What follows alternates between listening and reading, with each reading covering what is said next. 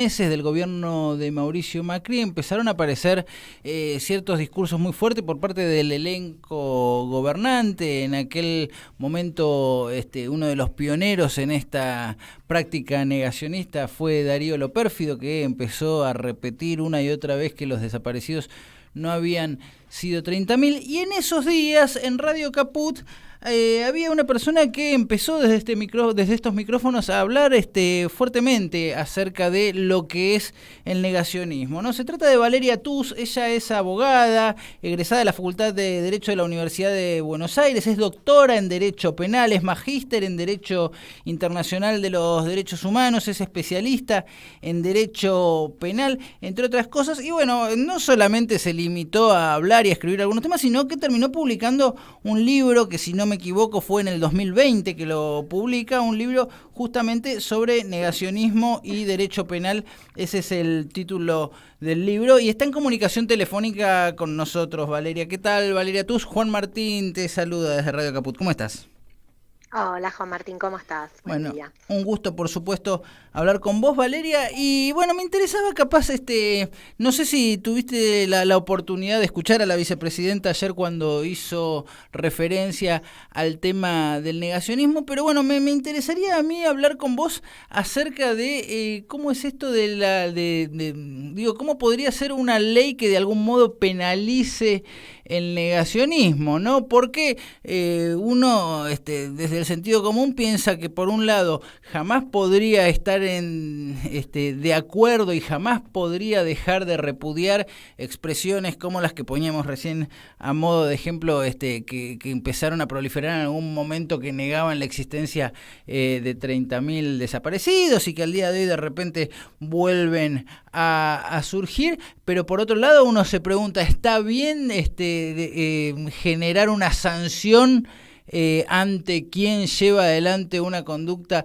de estas características? Bueno, me interesaría ver un poco tu mirada al respecto. Bueno, Juan Martín, es una pregunta súper interesante, difícil. Eso es lo que se discute, digamos, cuando uno analiza la criminalización del negacionismo. Y ahí me parece que hay como dos entradas interesantes para pensar. Por un lado, la primera pregunta es si es posible, ¿no? Si nuestro sistema constitucional lo permite, y eso nos va a llevar a los debates con la libertad de expresión y cómo nosotros vemos cómo funciona el sistema interamericano de derechos humanos, a diferencia un poco del sistema regional europeo, que es un poco lo que ayer la vicepresidenta de la Nación refería. Yo creo igual que es posible, pero digo, independientemente de eso, como contarte primero los planos y después charlamos lo que más te interese. Bien. La segunda pregunta, que es un poco a lo que vos te referís, es si criminalizar el negacionismo es deseable, ¿no? Si esta es la mejor estrategia, claro, frente a los negacionismos. Y ahí me parece que uno tiene que hacerse una serie de preguntas que pueden parecer muy sencillas, pero que son súper complejas a la hora de pensar una ley, que es ¿de qué crímenes estamos hablando? Y eso no es un tema menor, porque el negacionismo es un concepto difuso, no se refiere solo a los crímenes de Estado, y frente a los crímenes de Estado la pregunta sería ¿cuáles? ¿No? Solo la dictadura cívico-militar en nuestro país, la negación del Holocausto. Es decir, uno podría hacer otras preguntas. Una segunda pregunta, y a mí me parece que esa es la clave para poder pensar esta herramienta, es ¿qué sujetos serían aquellos criminalizados? ¿No? Y ahí yo entiendo que efectivamente hay un debate muy profundo, digamos, sobre todo al interior del movimiento de derechos humanos, digamos, y de lo que uno podría pensar, esta delgada línea en no convertirse uno en un censor nacional contra disidencias ideológicas, ¿no? Entonces, hay una pregunta que es recontraválida, y entonces a mí me parece que una respuesta posible a esta pregunta, que es en la que nosotros venimos trabajando en los últimos años, es que por supuesto los poderes públicos del Estado deben abstenerse de tener expresiones negacionistas. Eso es otra cosa, es otro canal, no es un asado de domingo de un familiar que cuestiona el número de víctimas del terrorismo de Estado en nuestro país. Es representantes de la función pública con expresiones que atentan contra valores democráticos. O sea, entonces, vos lo primero que haces, a ver si te estoy interpretando bien, vos lo primero que haces ahí es una separación entre los posibles autores. No es lo mismo alguien haciendo un comentario en el bar de la esquina mientras se toma un café que un funcionario público haciendo una declaración. Sí, pero no es lo mismo, no solo por la distinción de los sujetos, sino por cómo piensa nuestro sistema de protección de derechos humanos la libertad de expresión a diferencia del sistema regional europeo. En Europa pueden criminalizar al señor que se toma un café, al profesor que da una conferencia, digamos, en la universidad y al funcionario público, porque hicieron un trabajo vinculado a cómo pensar la libertad de expresión, que no es tan así en el caso de Argentina, integrando el sistema de protección de derechos humanos del sistema interamericano. Entonces a mí me parece que ese es un modo de eludir ese problema, ¿no? De la discusión sobre la libertad de expresión. Pensar en los funcionarios públicos prioritariamente. Bueno, como vos sabés, Juan Martín, yo tengo una mirada más amplia, yo creo que se puede criminalizar también a los particulares, pero entiendo que en esta lógica genera un lugar de tensión y de dificultad para poder pensar estas problemáticas. A mí lo que me parece central es que entendamos de qué estamos hablando, ¿no? Porque digo, si no parece la posibilidad de la autonomía de voluntad de los sujetos de expresar sus ideas, y la verdad es que no estamos hablando de esto. Estamos hablando de una estrategia narrativa, cognitiva, que tiene una finalidad intencionada, que busca un propósito político de apropiación del pasado, y que ciertos negacionismos, por ejemplo, la negación de la identidad de las víctimas o de la cantidad, también es un vehículo para evitar la responsabilidad de los perpetradores, para no discutir la causalidad de la dictadura. Es decir, es un engranaje muy complejo, ¿no? Que no solamente se trata de expresar de modo voluntario lo que uno piensa, lo que uno quiere en cualquier momento, en cualquier contexto, en cualquier lugar. Estamos hablando de otra cosa, y por eso ahí parece que Cristina tiene razón. Es decir, ahí hay un punto, reponiendo lo de lo que ella planteaba de Alemania, es el eje central para criminalizar los negacionismos tiene que ver con salvaguardar los valores de la democracia. Y creo que es cierto, que efectivamente hoy hay más urgencia de salvaguardar esos valores que quizás hace 5 o 10 años, ¿no? Entonces me parece que es un interesante momento para discutir esto, que de hecho es lo que hizo Europa. Europa comenzó la discusión de estos temas básicamente pensando en este formato de cómo se creó el sistema de mundialización de derechos humanos a partir de la experiencia del nazismo. Dijeron, esto no va más, ¿no? Nunca más adorniano europeo, en donde montaron todo un andamiaje de derechos humanos, la Convención Europea de Derechos Humanos, y dijeron, estas expresiones atentan contra la propia democracia que nosotros construimos. Entonces, no hay lugar para los antidemocráticos en las democracias occidentales, ¿no? Por ahí fueron, ese fue el primer camino. Después hay una ampliación, fueron por otro lado, que tiene más que ver con los efectos de estos discursos que se relacionan con los discursos de odio. Y entonces, ¿se podría afirmar que, y sigo con el mismo ejemplo, ¿se podría afirmar que la expresión los desaparecidos no fueron 30.000 es una expresión que atenta contra la democracia? Sí, en realidad uno lo que podría pensar es que es una modalidad de negacionismo que es bastante conocida a nivel global, porque tristemente nuestras experiencias no son únicas, ¿no? Digamos, que es la negación de la cantidad de las víctimas de todo modelo de negacionismo, ¿no? Digamos, o sea, pasó con el Holocausto, pasó con el genocidio armenio, y entonces uno se pregunta por qué, ¿no? Digamos, ¿por qué negar la cantidad? ¿Cuál es el sentido de la negación de la cantidad? Y entonces ahí hay muchas respuestas posibles, eso digamos, esa construcción, ¿no? Digamos, una construcción colectiva. Por supuesto tiene que ver con la menor cantidad de víctimas, permite, digamos, una minimización, una relativización de la gravedad de los crímenes, por un lado. Pero por otro lado, y ahí esto es lo que me parece interesante en el caso argentino, lo que a mí me parece que busca esa afirmación es poner en cuestión la veracidad del movimiento de derechos humanos, ¿no? Porque el negacionismo, además de negar lo ocurrido, en cualquiera de sus formatos, ¿no? No son, digamos, como, bueno, no están desaparecidos, están paseando por Europa, pensando en los momentos durante la propia dictadura, ¿no? Digamos, hay los negacionismos son menos, no son 8.000, 9.000, no 30.000, digamos. Esto tiene un sentido, digamos, y eso es lo que importa trabajar. ¿Cuál es el sentido? Yo creo que el sentido es, por un lado, minimizar los crímenes, y esa es una estrategia a nivel global, pero por otro lado, en el caso argentino muy particularmente, también implica una negación de la lucha del movimiento de derechos humanos en Argentina, ¿no? Y lo que sigue a partir de esa lucha, que son las políticas estatales de reconocimiento de memoria, verdad y justicia. Por eso me parece que ahí hay algo central para pensar los negacionismos. Entonces, por un lado está minimizar la gravedad y por otro lado, poner en duda la veracidad. Te pregunto, porque justo hoy se conoció que Mauricio Macri planteó algo que ya había planteado con anterioridad. Te leo textualmente la frase, dice: ya califiqué el comportamiento de ellos como el curro de los derechos humanos, plantea él.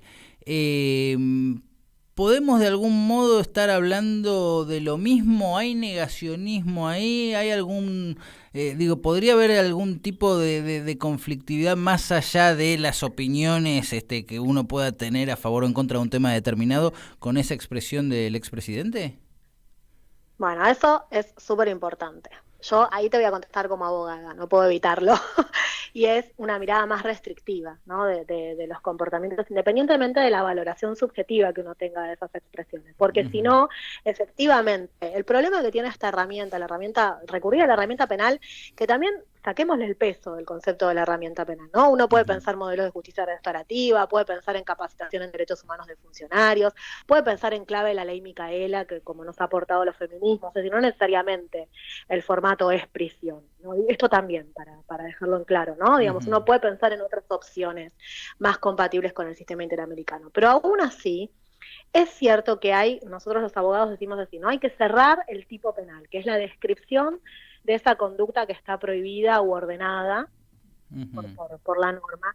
Y entonces ahí yo creo que tenemos que ser muy cuidadosos y muy cautelosos de cómo construimos, qué entendemos por negacionismo, cuáles serían las modalidades. Porque hoy uno lo piensa en clave de, bueno, Macri habla del curro de los derechos humanos y uno podría decir, haciendo una interpretación, una valoración, uno podría decir, che, no da que digas esto, ¿no? Fuiste presidente de la nación. Ahora bien, también hay otros negacionismos, ¿no? Si uno dice, y te lo complejizo, nosotros venimos de los barcos,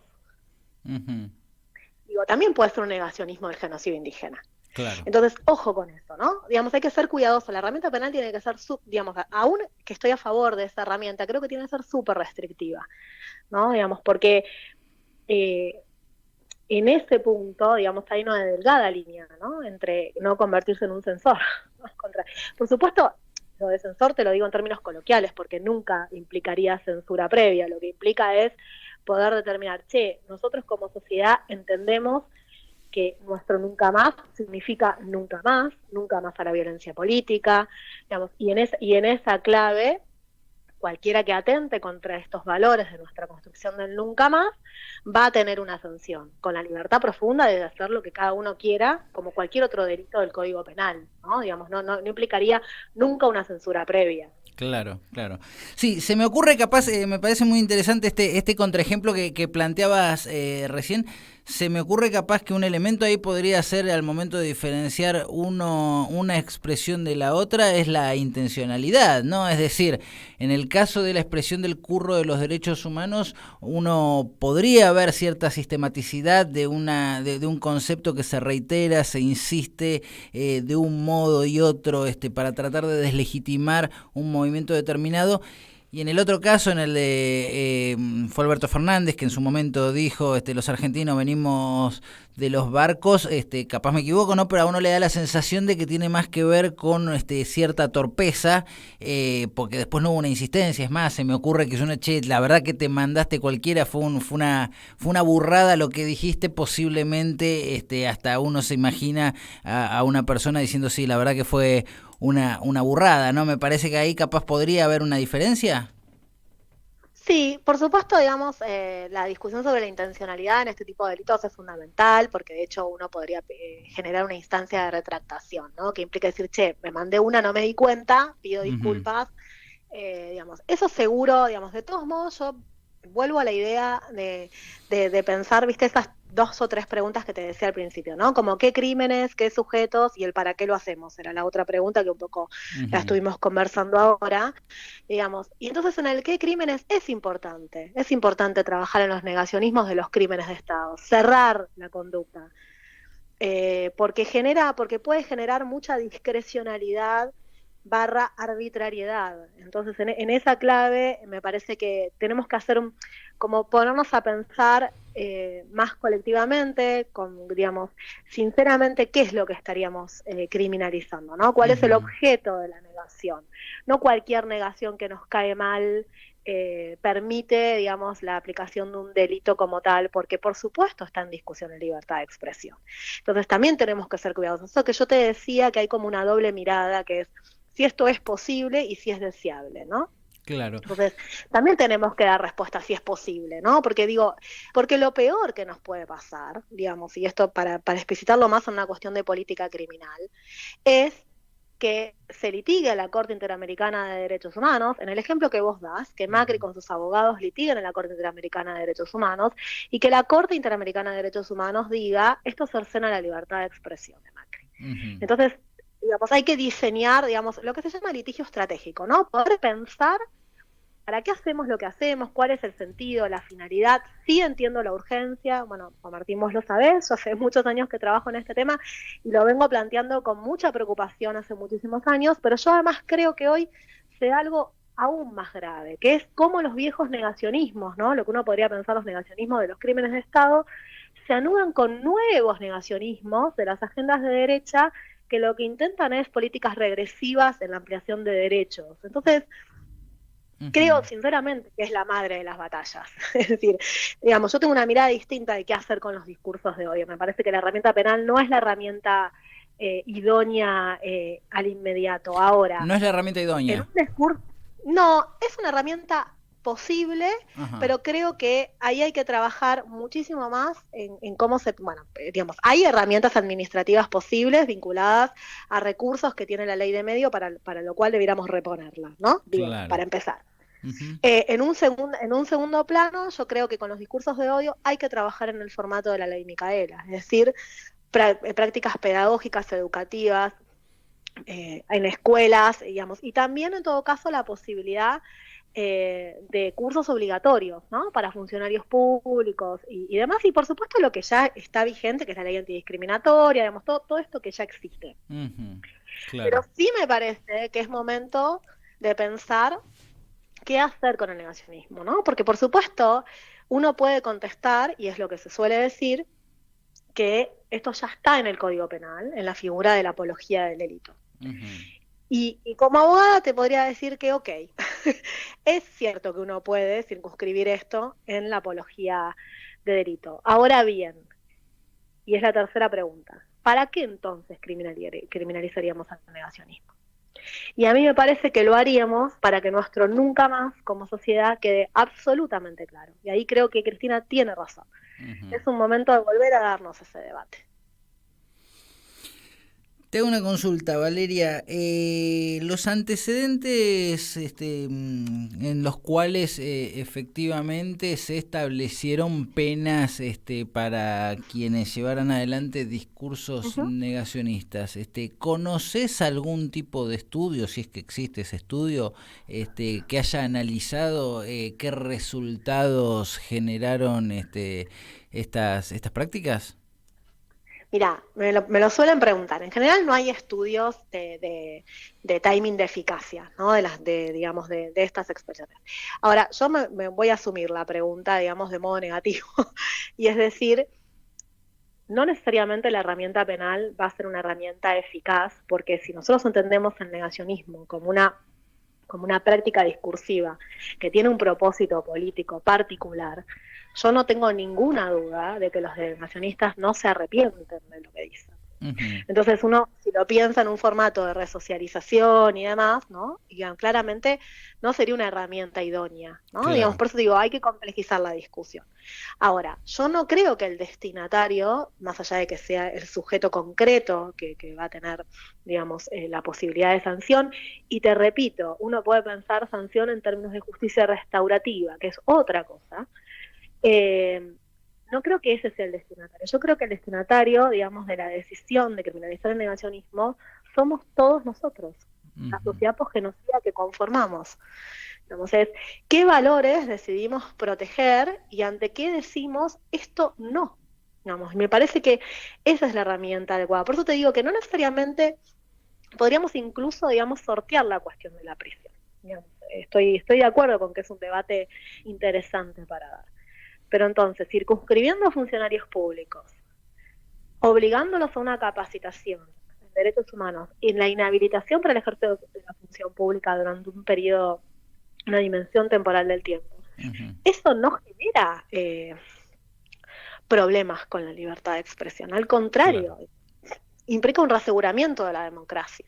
Por eso te digo, a cada pregunta que vos me haces, se abren un montón de discusiones y como de ventanas, ¿no? De compuertas a analizar. Pero por eso decía, me parece que lo que interesa es poder comprender cuál es la gravedad del fenómeno negacionista, qué efectos tiene, ¿no? Cómo ese fenómeno de negacionista impregna también en los discursos de odio, cómo esos discursos de odio generan incitación a la violencia y cómo se pueden producir materialidades concretas de violencia. Claro. Entonces, ¿por qué empezar por ahí? Está clarísimo. Está clarísimo. Bueno, la verdad que es muy muy interesante este debate y claro, uno de repente no se toma el trabajo de analizar qué es lo que buscan o qué pretenden aquellos que llevan adelante un discurso negacionista, ¿no? Es decir, yo a lo largo de esta conversación tomé una mayor conciencia acerca de lo que hay detrás de aquellos discursos que, volviendo al ejemplo de los desaparecidos, planteaban esto de que no hay 30.000. Bueno, nos planteás que en algún punto buscan quitar de responsabilidad a aquellas personas que están y estaban cuando se empezó con estos discursos siendo juzgadas por esos crímenes. Exactamente, y además en un momento muy particular, que es a veces lo que se llama el negacionismo de la identidad de las víctimas es un modo, un vehículo de expresión de lo que se llama negacionismo de la causalidad, que es discutir las verdaderas causas del crimen de Estado. En un momento muy particular, cuando la justicia, ¿por qué a partir del 2016 en adelante? Porque a partir del 2016 en adelante, con lentitud, con contramarchas, con dificultades, todo lo que ya sabemos, se inicia un periodo de investigación de la responsabilidad civil de la dictadura. Claro. Entonces, a veces instalar algunas discusiones son el vehículo para invisibilizar otras. Claro. Sí, me acuerdo que fue un tema de época, ahora me haces acordar, en noviembre del 2015 salió un editorial del diario La Nación muy contundente marcando una línea en ese sentido. Sí, totalmente, y además fue, como vos contabas al principio, una serie de funcionarios públicos en distintos medios de comunicación, como con un juego de pinzas, ¿no? Claro. Cada uno dando una de las modalidades prototípicas de negacionismo, el negacionismo subjetivo, la violencia la violencia subjetiva, toda la discusión de los dos demonios otra vez, y la discusión sobre la cantidad, ¿no? Entonces uno puede hipotizar, por supuesto es un trabajo, ¿no? Es a explorar, a corroborar, a demás, pero lo que uno sí se da cuenta es de la simultaneidad de estas dos cuestiones, ¿no? Cómo avanzan o recrudecen los discursos negacionistas cuando justamente empieza la investigación judicial sobre la responsabilidad civil. Clarísimo. Bueno, Valeria Tus, la verdad un gusto muy grande haber tenido esta conversación sobre negacionismo con vos. Te agradecemos muchísimo tu tiempo y estos minutos que has dialogado con Radio Caput.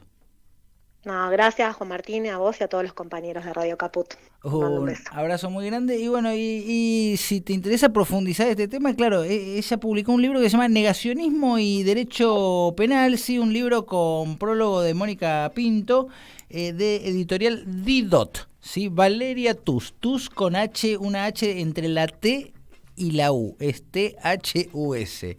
Señores, señoras, ¿qué son y 47? Bueno, escuchan, vamos con una canción y es más, me despido ya, me puedo despedir y vamos con ¿qué vamos a escuchar, Lucas? Se fue el chino se fue vaya a saber uno a dónde, tenía un compromiso, bueno, uno no anda preguntando, y vino ahí, Lucas se instaló frente a la consola, elegiste una...